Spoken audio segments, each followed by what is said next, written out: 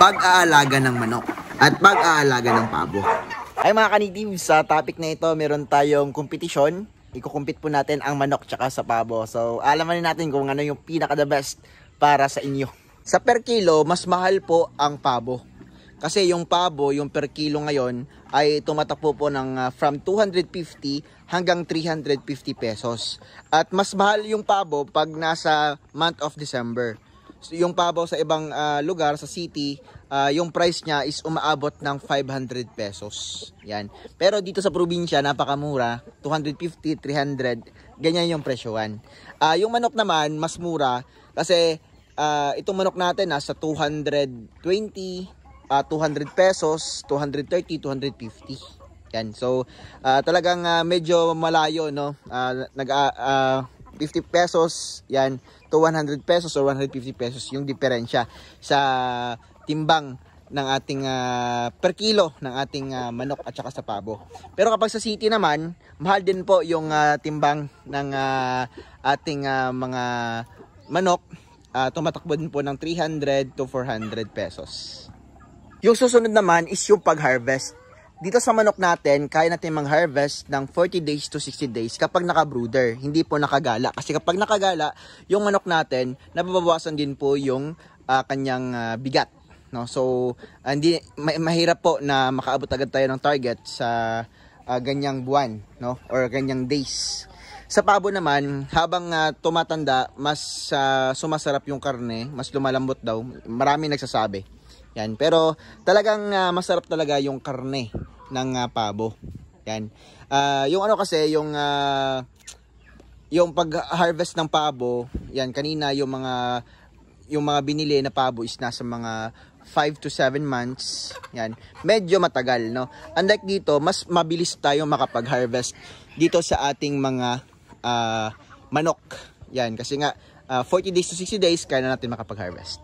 Per cycle naman, yung pag-uusapan natin sa pangingitlog nila. Sa pangingitlog, yung mga pabo, nagmamatured po yung male nila ay nagmamatured ng 7 months. Yung hens naman, nagmamatured ng 1 taon or 1 kalahati. Itong mga manok natin, yung ating mga males, nagmamatured sa edad na 4 months to 5 months, no? Or 4 months to 6 months. Yan. Yung mga hens naman, nagmamature yan 6 months to 8 months. So, mas mabilis mag-mature yung ating mga manok. Kasi nga, medyo maliliit na birds ito mga manok natin. Yung pag-itlog per cycle, every cycle, yung kayang itlogin ng ating manok is nasa 12 to 15 eggs. Yan, or mahigit, no? Or mas lesser pa. Yung sa pabo naman, yung kaya niyang itlogin, average 14 to 17 eggs per cycle. Yan. Tapos, mapipisa po yung itlog ng manok sa loob ng 20 to 21 days. Minsan 18 days meron na. Sa pabo naman is 27.5 to 28 days. Katulad din po siya ng mga pato. Yan, yung pabo. Ganyan po katagal ma-hatch yung kanilang mga sisiw, no? At parang masasabi ko, medyo matagal silang dumami. Mas mabilis dumami yung manok natin dahil mas mabilis makapag-harvest, no? 21 days lang makapag-harvest na. Tapos yung lamang naman nila sa itlog is hindi naman masyadong magkakalayo. Parang halos the same pa rin. Yung kinagandahan lang sa pagpapalimlim, mas magandang maglimlim yung pabo kumpara sa manok natin. Yan, yun yung masasabi ko sa pagpalimlim talaga, the best yung pabo sa pagpapalimlim. Yan. Pero yung problema, kapag gusto nating pabilisin dumami yung manok natin, gumagamit tayo ng incubator, hindi natin kailangan yung magaling maglimlim. No? So kapag pabo, tapos naglimlim siya, hindi po yan mangingitlog kasi nga naglimlim yung pabo natin. So yung mangyayari nun, patagal talaga yung papapadami natin ng pabo. Unlike sa manok, sobrang bilis pong dumami nito dahil nga kapag umabot po sila ng broody stage, pagkatapos sila ng kanilang egg cycle, talagang magsistop sila 1 week or 2 weeks. You know? Unlike sa pabo, siguro magsistop yan ng mga 1 month bago mangitlog na naman ulit. So, napakatagal po. Yung palakasan naman sa pagkain, masyadong malakas kumain yung mga malalaki. No? Siguro yung pabo, sobrang hindi siguro talagang yung pabo talaga yung malakas kumain dahil nga yung pabo natin sobrang malalaki, no? Unlike sa manok, pwede nating ejeta. Yung isa pang problema ng pabo, mas maingay siya kumpara sa mga manok. Kapag gusto mo mag-alaga ng pabo, kailangan mo ng mas malaking area. Unlike sa manok natin na kailangan lang na standard size na 1 square meter by head, no? Sa pabo, kailangan mo ng malaking area. Dahil yung pabo mas malakas kumain. Yung maganda lang sa pabo, hindi siya maarte. Kasi kahit mga prutas, mga prutas man or reject na prutas, mga damo-damo, yan, kakain yung pabo, hindi siya maarte. Itong manok natin medyo maarte to sa pagkain, no? Pero kapag sinanay naman natin, mas nakakatipid tayo dito sa pag-alaga ng manok. Yung isa pang problema, maraming nagsasabi kasi na mahal talaga yung pabo.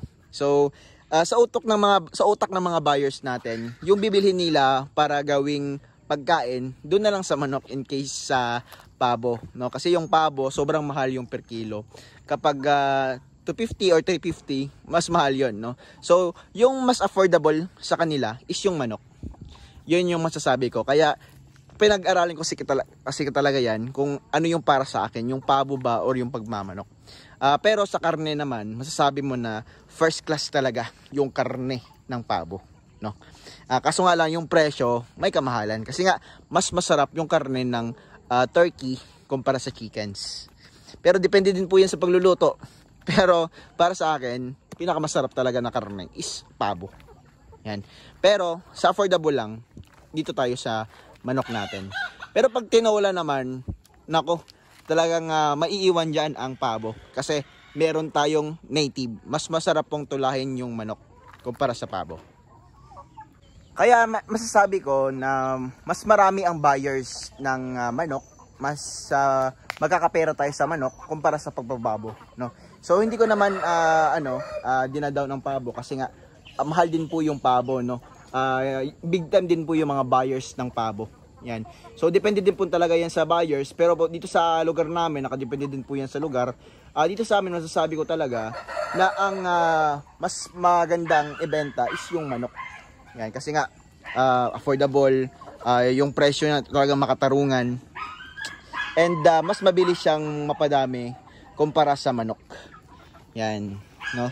So about naman sa mga breeds, yan, may mga breeds din yung yung pabo, may mga mamahalin na breeds na talagang mahal talaga na tumitimbang ng 10 to 12 kilos yung napakamahal na breeds.